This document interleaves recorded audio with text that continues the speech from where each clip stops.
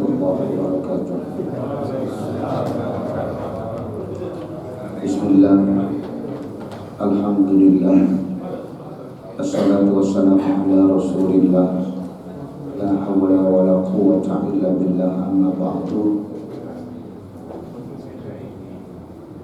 Hadirin jamaah zuhur yang dimuliakan Allah Subhanahu wa ta'ala, mari kita awali kajian kitab Uqudul Jin ini dengan membaca suratul Fatihah, dan harapan mudah-mudahan apa yang akan kita kaji akan menambah kualitas iman dan takwa kita kepada Allah, juga kualitas ibadah kita kepada Allah Subhanahu wa ta'ala. Al-Fatihah ta'ala hadhihi niyyah wa ala kulli niyyatin salihah wa ala hadratina bi al-Fatihah. A'udzubillahi minasyaitonir rajim. Bismillahirrahmanirrahim. Alhamdulillahi rabbil alamin, arrahmanir rahim, maliki yaumiddin. Iyyaka na'budu wa iyyaka nasta'in. Ihdinas siratal mustaqim. Siratal ladzina an'amta 'alaihim ghairil maghdubi 'alaihim waladdallin. Sekali lagi, kitab yang akan kita kaji adalah kitab Uqudul Jin, yang di dalamnya membahas tentang hak dan kewajiban suami istri menurut tuntunan dan sunnah Rasulullah SAW. Yang kitab ini disyarahi oleh Syekh Nawawi Al-Bantani. Untuk baru kita baca dulu beberapa baris ya, yang akan kita bahas. Setelah itu kita baca, kita kaji maknanya. Bismillahirrahmanirrahim. Alhamdulillahi hamdan nastaqtihu bihil khairati wan nusrata ala tahsili nafahati, wassalatu wassalamu ala sayyidina Muhammadin sayyidil barayat wa ala alihi wa sahbihi al-a'immatis siqat. Amma ba'du, fahadihi risalatun muhimmatun rattabtuha ala arba'ati fusulin wa khatimatin. Al-faslul awwalu fi huquqi zawjati ala zawji. Al-faslus tsani fi huquqi zawji ala zawjati. Bismillahirrahmanirrahim. Alhamdulillahirabbil alamin. Shalatu wassalamu ala asrofil anbiya wal mursalin wa ala alihi wa sahbihi ajma'in, amma ba'du. Bismillahirrahmanirrahim. Alhamdulillahi, segala puji lillahi, bagi Allah atau milik Allah. Segala macam puji bagi Allah, milik Allah. Pakaian Allah, pujian itu tidak patut kita untuk memakainya. Segala pujian-pujian itu milik Allah, ya, tidak patut kita sebagai makhluk untuk memakai pujian atau pakaian Allah Subhanahu wa ta'ala. Seandainya ada orang yang puji kita, tentu pujian itu akan kita kembalikan kepada Allah Subhanahu wa ta'ala. Hamdan, dengan pujian, nastaftihu, yang kami minta terbuka atau minta dibukakan bihi dengannya al khairati, akan kebaikan-kebaikan. Kita memuji Allah dengan pujian yang bisa membuka kebaikan-kebaikan. Wan nusrata, dan pertolongan ala tahsilin nafahat, untuk menghasilkan berbagai pemberian. Mukadimah saja ini. Wassalatu wassalamu, wassalatu dan rahmat Allah, wassalamu dan kesejahteraan, ala sayyidina, semoga terlimpah kepada pimpinan kita, junjungan kita, Muhammadin, Nabi Muhammad sallallahu alaihi wasallam, yang beliau itu adalah Sayyidil Baraya, pemimpin semua makhluk. Pemimpin semua makhluk. Berbeda dengan nabi-nabi sebelumnya yang hanya memimpin kaumnya saja. Ya, Nabi Muhammad itu Sayyidil Arabi wal Ajam, pemimpin bangsa Arab dan non Arab yang selain Arab juga, ya, di bawah bendera Nabi Muhammad SAW. Bahkan bukan cuma manusia, jin pun semua di bawah pimpinan atau di bawah komando Rasulullah SAW. Jin yang hidup saat sekarang ini diwajibkan untuk beriman kepada Rasul dan mengikuti syariat dan ajaran Nabi Muhammad SAW. Jin sama dengan manusia, ya, ditaklifkan oleh Allah untuk beribadah. Wa ala alihi, dan kepada keluarganya, keluarga Nabi, wa sahbihi, dan sahabatnya, al-adimmatis siqati, yang menjadi imam yang terpercaya semuanya, sahabat Nabi, keluarga Nabi. Siapa itu keluarga Nabi? Kalau dalam maqam sholawat yang disebut keluarga Nabi, kullu taqiyyin, semua orang bertakwa, termasuk kita ini alun Nabi. Semua umat Nabi Muhammad yang beriman, yang bertakwa kepada Nabi, berarti alun Nabi. Siapa itu sahabat? Sahabat adalah orang yang pernah berjumpa dengan Nabi Muhammad SAW, pernah melihat Nabi dan beriman kepada Nabi. Itu sahabat. Sehingga ketika Nabi Muhammad meninggal dunia, meninggalkan 124.000 sahabat. Ya, ketika Rasulullah meninggal dunia, wafat, meninggalkan 124.000 sahabat. Jadi sahabat itu adalah orang yang pernah berjumpa dengan Nabi dalam keadaan hidup. Nabi hidup, dia hidup. Kemudian dalam keadaan beriman kepada Nabi Muhammad SAW. Kalau orang ketemu dengan Nabi dalam keadaan hidup tapi dia nggak beriman, tidak disebut sahabat. Abu Jahal tiap hari ketemu Nabi, tapi kita nggak sebut sahabat Abu Jahal. Abu Lahab ketemu sama Nabi saban waktu, tapi dia tidak beriman kepada Nabi, kita tidak sebut sahabat Abu Lahab. Ya, yang beriman sajalah yang disebut sahabat, walaupun tidak bicara, lihat dari jauh, oh itu Nabi Muhammad, saya beriman kepada Nabi Muhammad, sahabatnya. Amma ba'du, adapun setelah itu, sesudah mengucap bismillah, sesudah mengucap alhamdulillah, setelah mengucap salawat dan salam kepada Rasulullah SAW, fahadihi, maka inilah kitab ini risalatun, sebuah risalah, muhimmatun, yang amat penting, risalah kecil yang amat penting, rotab tuha, yang aku menyusunnya, kata penyusun kitab ini, aku susun ini kitab ala arba'ati fusulin, atas 4 pasal, wa khatimatin, dan 1 penutup. Ya. Jadi kajian ini karena lama, bulanan sifatnya, bukan mingguan, ya, pas buat ya kita. Kitabnya kecil, tipis, hanya berisi 4 pasal dan 1 khatimah penutup. Al-Faslul Awwalu, pasal yang pertama, nanti yang bakal dibahas. Ini cuman muqaddimahnya saja atau daftar isinya saja. Al-Faslul Awwalu, pasal yang pertama, bi huquqi zaujati, di dalam menjelaskan hak-hak istri ala zauji, atas suami. Hak istri atas suami, artinya kewajiban suami kepada istri. Banyak orang Islam ketika dia berumah tangga, dia mempunyai istri, dia nggak tahu itu kewajiban-kewajibannya terhadap istri, ya, secara detail dia nggak tahu, ya, atau hak-hak istrinya terhadap dirinya dia nggak tahu. Akhirnya ya hak istri tidak ditunaikan, dosa. Di antara hak istri itu adalah husnul muasyarah, membaguskan pergaulan.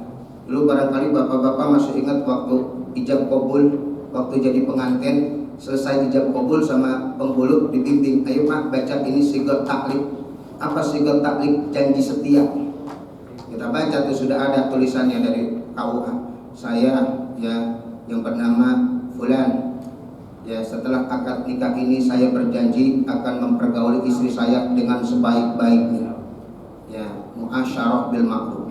Apabila di suatu ketika saya tidak memberikan nafkah lahir ataupun batin kepada istri saya, selama sekian bulan lamanya, kemudian istri saya tidak ridho, kemudian mengadukan kepada pengadilan agama dan membayar uang iwan.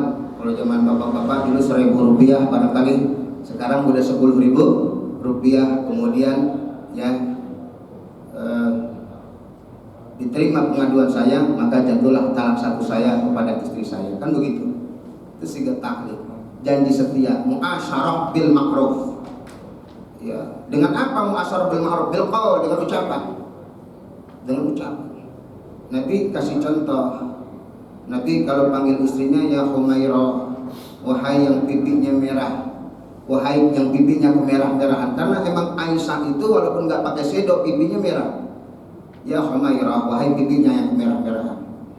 Imam Ali atau Sina Ali bin Abi Thalib memanggil istrinya Fatimah, ya karimatan nisa, wahai perempuan yang mulia, wahai wanita yang mulia.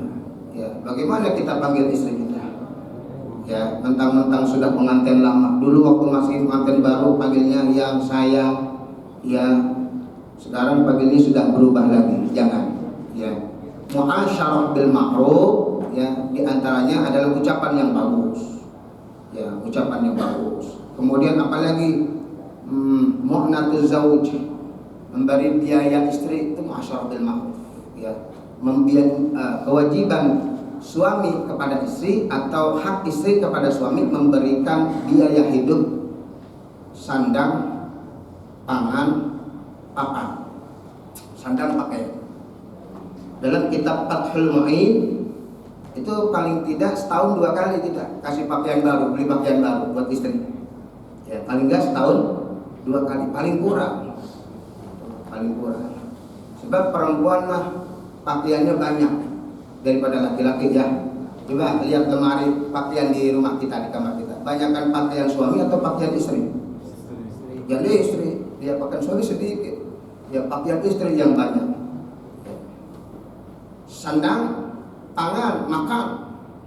Ya. Kewajiban suami memberikan makan. Apa yang dimakan suami itu yang dimakan istri. Ya, papan, tempat tinggal, walaupun kontrak. Ya, walaupun kontrak. Itu termasuk kewajiban suami atau haknya istri, memberikan biaya hidup ya kepada istri. Lalu bagaimana kalau istri bekerja? Ya, kalau istri bekerja ya, maka itu sekedar bantuan saja. Sekedar bantuan atas keperluan-keperluan rumah tangga, bukan menjadi ya sesuatu yang utama di dalam membiayai istri. Mahruha, maharnya, memberikan maharnya. Kemudian wal qasamu, apabila seorang suami memiliki lebih dari satu istri, dia wajib menggilir ya dengan adil. Dia wajib menggilir di antara istri-istrinya dengan adil. Ya, banyak juga orang Islam yang melakukan poligami tapi tanpa memberikan ya hak istrinya dengan adil. Banyak orang begitu nikah lagi udah mendem terus di rumah istri muda, yang tua nggak ditengok-tengokin. Ini satu kezaliman yang nanti di akhirat bakal dituntut sudah selesai. Ya, apabila seseorang tidak berlaku adil di antara istri-istrinya, nanti di akhirat ya badannya miring sebelah, jalannya miring sebelah. Ya, karena al-jaza' min jinsil amal. Ya, balasan amal itu tergantung dari amalnya. Amalnya dia miring sebelah, badannya miring sebelah nanti. Allah kasih begitu. Ya.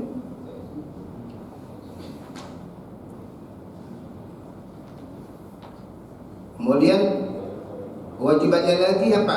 Wa ta'limuha ma tahtaju ilaihi. Ini berlaku adil di antara istri-istri. Kalau dia punya istri lebih dari satu, tidak berarti sama, sebab pengertian adil bukan sama. Ya, suami punya gaji 6 juta, 3 juta buat istri tua, 3 juta buat istri muda, itu enggak adil. Ya, jadi adil itu waktu syai' bi mahallihi, meletakkan sesuatu pada tempatnya. Lihat rakyatnya, oh istri tua anaknya 3 atau anaknya 4, istri muda anaknya 2. Jangan diberikan nafkah lahirnya sama, merata. Ya. Yang anaknya 4 tentu nafkahnya banyakkan, yang anaknya dikitan tentu nafkahnya sedikit. Barangkali dihitung per kepala, oh kalau satu kepala makan itu 10.000 kali 4, anaknya 40.000, biangnya 1 berarti emaknya 50.000. Ya kalau si suami di situ juga umpama lagi tinggal di situ juga berarti 60.000, sehari 60.000. Nah, ini yang muda anaknya 2 berarti 20.000, sama mamanya jadi 30.000. Kalau suaminya lagi di situ jadi 40.000 begitu. Ya, wa ausyai bi mahallihi, meletakkan sesuatu pada tempatnya. Bahkan ketika si istri tua ini sedang sakit, tidak bisa melayani suami, pun suami berkewajiban untuk hadir di situ pada gilirannya. Gilirannya di situ ya di situ, jangan yang sana lagi sakit percuma didatengin juga nggak bisa dipakai. Bukan begitu. Kehadiran suami, kehadiran kepala rumah tangga, kehadiran bapak di situ, duduk saja di situ, diam di situ. Nah itu termasuk daripada kewajiban. Kewajiban seorang suami terhadap istri atau hak istri yang atas suami. Kemudian ta'limu ma tahtaju ilaihi min furudil ibadah. Suami wajib mengajarkan kepada istrinya tentang hal agama yang dia butuhkan daripada keparduan ibadah. Wajib ku anfusakum wa ahlikum nar, jaga diri, jaga keluargamu dari api neraka. Suami kita wajib mengajarkan kepada istri kita, oh ma, kamu sudah tahu belum tata cara sholat yang benar? Rukun sholat itu ada 13, syarat sholat itu ada 5, yang membatalkan sholat itu ada sekian. Ajarkan ya. Oh kita nggak bisa mengajarkan karena memang ilmu agama kita minim. Kalau begitu panggilkan guru untuk mengajarkan istri. Jangan nanti istri bertanya, Pak, ini mama kok haidnya begini ya, begini bagaimana? Tadi malam sudah berhenti, saya sudah sholat subuh, sudah sholat zuhur, ini datang lagi. Ya bagaimana nih Pak? Lah nggak tahu saya. Ya jangan begitu. Ya kalau nggak tahu, undang orang yang alim, orang yang mengerti. Ayo, bagaimana nih? Oh kalau mengundang orang alim atau mengundang ustadz ke rumah atau privat, oh mahal. Kalau begitu dorong istrinya untuk menghadiri majelis ilmu, untuk menghadiri majelis taklim. Kalau begitu mama ngaji aja sana, ya cari ustazah ya di kampung ini, di lingkungan ini yang bisa untuk bertanya. Itu termasuk kewajiban suami. Taklimu ya, mengajarkan kepada istri ma tahtaju ilaihi min furudil ibadat wa sunaniha. Sunnah-sunnahnya juga ajarkan ya, jangan nanti istrinya ya mau qada puasa Ramadan tanya niatnya bagaimana Pak? Oh Bapak nggak tahu ini bagaimana ya, ayah nggak tahu niatnya bagaimana. Ajarkan. Kalau begitu bagaimana?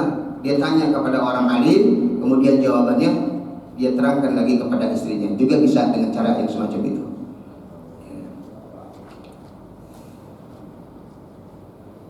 Wa mimma yata'allaqu bil haidi, sesuatu yang berhubungan dengan haid. Ya, bagaimana nih darah haid keluar sudah 20 hari masih keluar haid saja bagaimana? Oh, kalau sudah melebihi 15 hari namanya bukan haid lagi melainkan darah istihadhah. Karena darah haid itu paling banyaknya 15 hari. Kalau udah hari ke-16 berarti kamu wajib mandi, wajib sholat. Wajib mandi, wajib sholat. Karena ya darah yang ke-16 bukan lagi darah haid.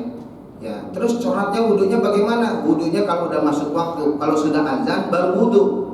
Tidak seperti orang biasa. Kalau orang biasa yang enggak istihadhah, ya azan jam 12 kurang 20 menit, setengah 12 dia wudu boleh. Jam 11 dia wudu untuk sholat zuhur boleh. Tapi kalau orang yang istihadhah sudah azan dulu dia baru boleh untuk wudu, karena wudunya itu wudu darurat ya, wudu terbilang wudu darurat. Ini barangkali saudara sekalian ya, hak istri yang belum kita berikan ya, kita jaga ya, kita bimbing istri kita, anak-anak perempuan kita ya, tentang hukum-hukum agama. Satu lagi keseringan begini, kita tolong perhatikan istri kita, tolong perhatikan anak perempuan kita tentang haidnya. Isya jam 7 pas sekarang jam 7, pas jam 7.00 Isya. Sudah jam setengah 8 belum sembahyang Isya istri kita atau anak perempuan kita yang sudah balik. Sudah jam 8 belum sembahyang Isya, masih nonton TV. Setengah 9 mau sembahyang Isya, ya begitu ke kamar mandi datang haid. Jadi apa enggak sholat Isyanya? Enggak jadi. Padahal tadi Isya jam 7, dia belum datang haid. Dari jam 7 ke setengah 9 waktu luas untuk sholat Isya. Maka ya dengan sebab dia mau sholat Isya keluar darah haid, nggak jadi sholat Isyanya. Sholat Isya yang saat itu dia nggak jadi gara-gara datang darah haid, dia wajib qadha nanti setelah suci, setelah haidnya selesai, dia wajib qadha itu sholat Isya yang dia tinggalkan karena nggak jadi gara-gara datang darah haid, tapi ditunda-tunda sholatnya. Coba kalau tadi setengah 8 dia sholat, kan belum datang haid, ya, berarti dia meninggalkan sholat. Maka sampaikan hal-hal yang semacam ini. Banyak perempuan yang sholatnya semacam itu. Wah, zuhur jam 12 kurang, jam 1 baru mau sembahyang zuhur. Ya begitu mau sembahyang zuhur datang darah haid, nggak jadi. Tapi setelah suci itu zuhur yang dia tinggalkan saat itu yang seharusnya dia sudah kerjakan, dia nggak kerjakan. Nah, ini satu dosa. Ini satu dosa. Tahukah mereka hukum ini? Nggak tahu. Bapak-bapak tahu, maka sampaikan. Atau berhenti darah haid. Istri kita sedang haid, bapak-bapak sekalian. Jam 3 malam dia bangun mau kencing. Jam 3 malam bangun mau kencing. Begitu kencing, ya diperiksa darah haidnya selesai. Jam 3 malam masih ada salat Isya apa enggak? Masih. Tapi kira-kira tuh orang perempuan yang jam 3 malam darahnya berhenti, apakah dia langsung mandi salat Isya, apa balik ke kamar tidur lagi? Tidur lagi. Bangunnya kapan? Subuh. Mau as-salatu khairum minan naum. Baru dia bangun, dia mandi, kemudian dia sholat. Sholat apa? Sholat subuh. Isyanya kira-kira dikerjakan apa enggak? Enggak, berarti dia meninggalkan kewajiban sholat. Padahal tadi jam 3 waktu sangat luas, sampai jam 4 1 jam ada waktu untuk menunggu atau melakukan sholat di Isya. Jadi kalau begitu istri kita, anak-anak perempuan kita banyak meninggalkan sholat. Kalau meninggalkan sholat, dia masuk neraka. Kenapa?